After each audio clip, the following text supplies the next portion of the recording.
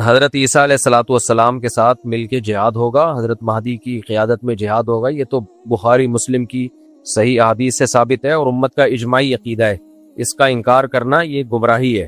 باقی دیکھو نبی صلی اللہ علیہ وسلم نے جتنی بھی مستقبل کی پیش گوئیاں کی ہیں ان میں کچھ تو پوری ہو چکی ہیں۔ آپ صلی اللہ علیہ وسلم نے پیش گوئی کی تھی ایک آگ نکلے گی، مجھے پوری حدیث کے الفاظ یاد نہیں ہیں، بہت یعنی ظاہر ہے حدیث پڑھے ہوئے 20-25 سال ہو گئے، یہ والی حدیث ہے اس کی بات کر رہا ہوں کہ اس سے اونٹوں کی گردنیں روشن ہو جائیں گی۔ تو علامہ نووی رحمہ اللہ نے لکھا ہے کہ یہ آگ لگ چکی ہے دنیا میں، بہت بڑی آگ لگی تھی عرب میں، تو یہ نبی صلی اللہ علیہ وسلم کی پیش گوئی پوری ہو چکی ہے آج سے کئی سو سال پہلے۔ تو ایسے ہی نبی صلی اللہ علیہ وسلم کی جتنی بھی پیش گوئیاں ہیں کچھ پوری ہو چکی ہیں، کچھ پوری ہوں گی، لیکن نبی نے جو بھی مستقبل میں ہمیں بتایا کہ ہوگا اس میں ہمارا ایمان ہے ہوگا، لیکن ہم نے جو فیصلے کرنے ہیں وہ ان پیش گوئیوں کی بیس پہ نہیں کرنے ہیں، ہم نے موجودہ حالات کو سامنے رکھ کے فیصلہ کرنا ہے کہ ہمیں کیا کرنا چاہیے اور کیا نہیں کرنا چاہیے۔ ابھی ایک صاحب آئے میرے پاس ملنے کے لیے کہ فلاں ملک میں امام مہدی آئیں گے، تو میں ابھی وہیں جا رہا ہوں اور وہاں کچھ کرنے کا پروگرام ہے۔ میں نے اس کو روکا، میں نے کہا تمہارا دماغ خراب ہو گیا ہے، کہہ رہے امام مہدی وہاں نہیں آئیں گے۔ میں نے کہا آئیں گے نہیں آئیں گے یہ ایک الگ بحث ہے، جب آئیں گے وہ آنا ہوگا، آپ وہ کرو جو شریعت آپ کو ابھی حکم دے رہی ہے۔ اب امام مہدی دریافت ہوں گے، لوگ ان کو تلاش کریں گے بیت اللہ میں طواف کرتے ہوئے، تو اب یہ تھوڑی کہ میں عمرے پہ چلا جاؤں کہ امام مہدی آنے والے ہیں، مجھے کیا پتا کب آئیں گے۔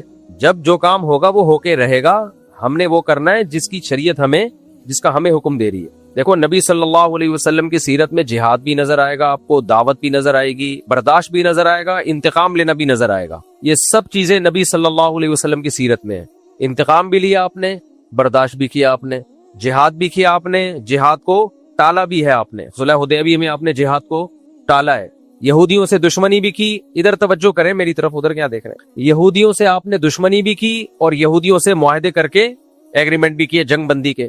تو اس سے پتہ چلتا ہے بھائی اسلام ہمیں حکم دیتا ہے گراؤنڈ ریئلٹی، زمینی حقیقت کو سامنے رکھ کے فیصلہ کرو، زمینی حقیقت کو سامنے رکھ کے فیصلہ کرو کیا کرنا چاہیے اور کیا نہیں کرنا چاہیے۔ تو دو میدان ہیں جو اسلام نے ہمیں دیے، ایک میدان ہے دعوت کا اور ایک میدان ہے جہاد کا۔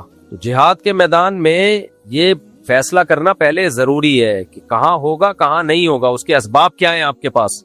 نبی صلی اللہ علیہ وسلم نے مکہ میں 13 سال جہاد نہیں کیا، اسباب نہیں تھے۔ نوح علیہ السلام نے 950 سال جہاد نہیں کیا، اس لیے کہ 40-50 لوگ پوری قوم سے نہیں لڑ سکتے تھے۔ بنی اسرائیل نے حضرت موسیٰ علیہ الصلوۃ والسلام جب تک نہیں آئے فرعون کے خلاف بغاوت نہیں کی، اور موسیٰ علیہ السلام کے آنے کے بعد بھی بغاوت نہیں ہوئی ہے۔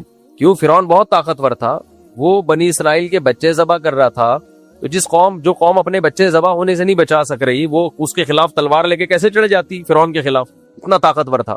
تو اللہ نے وہاں بھی اسباب اختیار کرنے کا حکم دیا۔ موسیٰ علیہ السلام سے فرمایا وَأَوْحَيْنَا إِلَىٰ مُوسَىٰ وَأَخِيهِ أَن تَبَوَّآ لِقَوْمِكُمَا بِمِصْرَ بُيُوتًا وَاجْعَلُوا بُيُوتَكُمْ قِبْلَةً کہ اے موسیٰ آپ اپنی قوم سے کہہ دیں کہ اپنے گھروں میں نماز پڑھو اور اللہ کی مدد کا انتظار کرو۔ بس یہ نہیں کہا کہ جا کے جو ہے نا فرعون پہ چڑھائی کر دو، صبر صبر صبر۔ اور پھر ایک دن حکم آیا کہ بنی اسرائیل کو لے کے آپ مصر سے نکل جائیں، وہاں بھی فرعون نے پیچھا کیا ہے، تو وہاں بھی حکم نہیں دیا فرعون پہ چڑھائی کر دو۔ وجہ کیا ہے؟ طاقت کا توازن بولو ہے ہی نہیں، کوئی برابر بھی نہیں ہے نا، کوئی انتہائی طاقتور کے سامنے انتہائی کمزور۔ ہاں کہیں معجزہ ہو گیا تو ایک الگ بات ہے کہ کمزور کو اللہ نے بہت زیادہ طاقتور پہ غالب کر دیا، یا اللہ نے خود حکم دیا ہو کمزور کو کہ براہ راست کے لڑو، تو پھر تو لڑنے کے علاوہ کوئی آپشن نہیں ہے۔ جب تک آسمان سے وحی نہیں آ جاتی تو وہاں پھر اللہ کا حکم یہی ہے اِن یکم منکم مئۃ یغلبوا مئتین، 100 اور 200 کا ریشو کم از کم ہونا چاہیے، آدھی طاقت ہونی چاہیے۔ آدھی بھی نہیں ہے تو پھر اجازت نہیں ہے لڑنے کی، اتنی طاقت ہو تو جا کے کرو یہ کام، ورنہ آرام سے بیٹھے رہو، اس سے بھی جاؤ گے جو ہے۔ تو اس لیے اس وقت جہاں جہاد ہے وہاں تو ہے، ہم اس کے منکر نہیں ہیں، لیکن جہاں جہاد نہیں ہے وہاں لڑائی کا میدان گرم کرنے سے مسلمانوں کا نقصان زیادہ ہوگا، مسلمانوں کو فائدہ نہیں ہوگا، کیونکہ تمہارے پاس کچھ ہے نہیں لڑنے کو، تم اپنا دفاع کر لو، بہت بڑی بات ہے، ابھی تو اپنے ملک کو بچا لو بس۔ اور ہمارے یہاں کہتے ہیں ملک پہ ادھر جا کے چڑھائی کر دو، ادھر چڑھائی کرو گے کن میزائلوں سے؟ امریکہ سے میزائل لے کے امریکہ پہ چڑھائی کرو گے، امریکہ تمہیں جہاز دے گا اپنے اوپر چڑھائی کرنے کے لیے؟ تو ابھی اپنے ملک کو بچا لو کسی طریقے سے، اس کی سالمیت خطرے میں ہے، ابھی سب سے بڑا جہاد یہی ہے کہ ملک بچا لو آپ۔ تو دوسرا میدان ہے دعوت کا۔ دعوت کا میدان کیا ہے؟ نرم، اس میں تلوار نہیں ہے، جو تبلیغ ہے۔ موسیٰ علیہ السلام کو اللہ نے فرعون کے پاس بھیجا، قولا لہ قولا لینا لعلہ یتذکر او یخشی، فرعون کے سامنے جا کے بھی آپ نے نرم لہجے میں بات کرنی ہے. تو فرعون سے بڑا ظالم دنیا میں کوئی ہو سکتا ہے؟ اور موسیٰ علیہ السلام سے زیادہ افضل دنیا میں کوئی ہو سکتا ہے؟ اتنے جلیل القدر پیغمبر کو کہا جا رہا ہے کہ ایسے ظالم کے سامنے بات کیسے کرنی ہے؟ بولو نرم. تو آج ہماری دعوت میں نرمی ختم ہو گئی.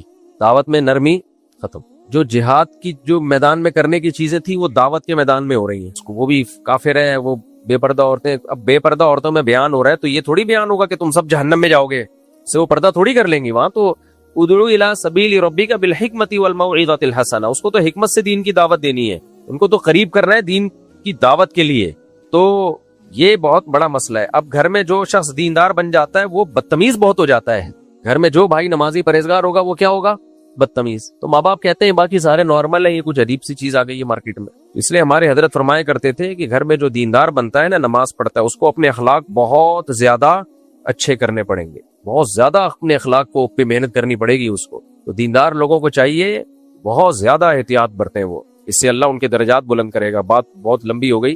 تو خلاصہ کلام کا یہ نکلا کہ بھائی جب امام مہدی آئیں گے جہاد ہوگا، عیسیٰ علیہ السلام آئیں گے جہاد ہوگا. ابھی آپ جو زمینی حقیقت کو دیکھ کے جو کرنا ہے آپ وہ کرو. لوگ کہتے ہیں میں امام مہدی کا لشکر تیار کر رہا ہوں، بالکل بھی آپ کو اس کی ضرورت بولو نہیں. کائنڈلی آپ یہ کام نہ کریں. کہتے ہیں میں عیسیٰ علیہ السلام کے لیے ایک لشکر تیار کروں، رہنے دو بس. آپ وہ لشکر کہیں اور جا کے پھٹے گا، سب کو خراب کرے گا وہ. سمجھتے ہو؟ بہت لوگ آئے ہیں، بہت تحریکیں اٹھی ہیں، ہم عیسیٰ علیہ السلام کے لیے لشکر تیار کر رہے ہیں، اور پھر یہ ہمارا یہ لشکر یہاں سے اٹھے گا، ہوتے ہوتے شام میں جا کے حضرت عیسیٰ سے مل جائے گا. وہ انڈا موڑ پہ ہی ختم ہو گیا. تو جو ابواب الفتن ہے نا، نبی سے جو فتن کے ابواب ہیں، وہ ہمیں بتانے کے لیے کہ ایسا ہوگا. بس کرنا کیا ہے؟ کرنا وہ ہے جو آج سمجھ میں آ رہا ہے. ایک صاحب مجھے کہنے لگے کہ میں نے کہا کہ اتنی عورتیں بیوہ اور طلاق یافتہ عورتوں کی تعداد بھی بڑھ رہی ہے، ان کا گروتھ ریشو بھی بڑھ رہا ہے، اور مردوں میں موت بھی بڑھ رہی ہے مردوں میں. تو انہوں نے کہا دیکھیں تو قیامت کے قریب تو 50 عورتیں اور ایک مرد ہوگا، تو 4 شادیاں بھی کافی نہیں ہوں گی. حدیث میں آتا ہے قیامت میں عورتیں اتنی زیادہ ہوں گی، 40 ایک روایت میں آتا ہے 40 عورتوں کے مقابلے میں ایک مرد ہوگا. اب یا تو وہ ایٹم بم سے مرد مر چکے ہوں گے یا کیا ہوگا، یہ اللہ ہی بہتر جانتا ہے، لیکن ایسا ہوگا. حدیث میں آتا ہے 40 مرد اور ایک عورت یہ ریشو ہوگا. تو اب میں کہوں کہ جی چونکہ قیامت میں ایسا ہوگا تو پھر تو اب ایک مرد 4 شادیاں بھی کر لے تو عورتیں پوری نہیں ہوں گی، تو کوئی فائدہ ہی نہیں ہے 4 شادیوں کا. ایک صاحب مجھے کہہ رہے تھے فائدہ ہی نہیں ہے، اس لیے تو کیا کریں ہم، تو ایک ہی کرو بس، اب ان کو مرنے دو. اور یا کوئی مفتی آگے فتویٰ دے دے کہ قیامت کے قریب 40 عورتیں ایک مرد ہوں گے، تو اس ایک مرد کے لیے 40 عورتوں سے نکاح جائز ہے. ابھی سے ٹریننگ شروع کر دیں ہم.